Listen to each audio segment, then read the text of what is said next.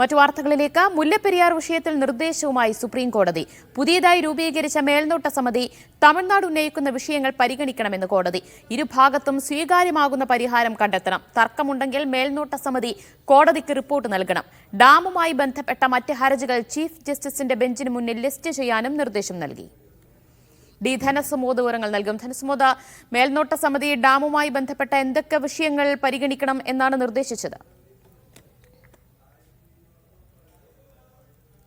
ഇന്ന് സുപ്രീം കോടതി പരിഗണിച്ചത് തമിഴ്നാട് സമർപ്പിച്ച ഹർജിയായിരുന്നു.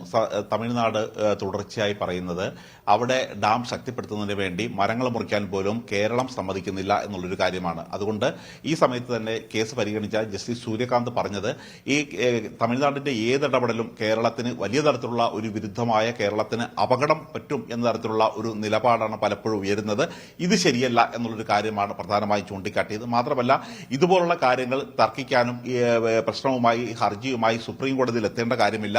ഇത് പരിഗണിക്കേണ്ടത് ഉന്നതാധികാര സമിതി തന്നെയാണ്. ഉന്നതാധികാര സമിതി കൃത്യമായി യോഗം ചേർന്ന് ഇക്കാര്യങ്ങൾ പരിഹരിക്കണം എന്നുള്ളൊരു കാര്യമാണ് സുപ്രീം കോടതി ജസ്റ്റിസ് സൂര്യകാന്ത് പറഞ്ഞത്.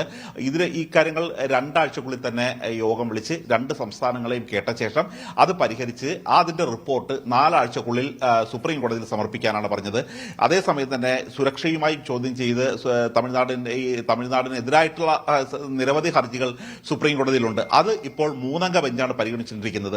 തമിഴ്നാടിന്റെ ഈ ഹർജി കൂടി ആ 3-അംഗ ബെഞ്ചിലേക്ക് മാറ്റണം എന്നുള്ള ആവശ്യം തമിഴ്നാട് ഇന്ന് ഉന്നയിച്ചിരുന്നു. അത് ചീഫ് ജസ്റ്റിസ് തീരുമാനിക്കട്ടെ എന്ന് പറഞ്ഞ് ഇന്ന് സമിതി തമിഴ്നാട് ഉന്നയിക്കുന്ന വിഷയങ്ങൾ കൂടി പരിഗണിക്കണമെന്നാണ് സുപ്രീം കോടതിയുടെ നിർദ്ദേശം. ധനസുമോദാണ് വിവരങ്ങൾ നൽകിയത്.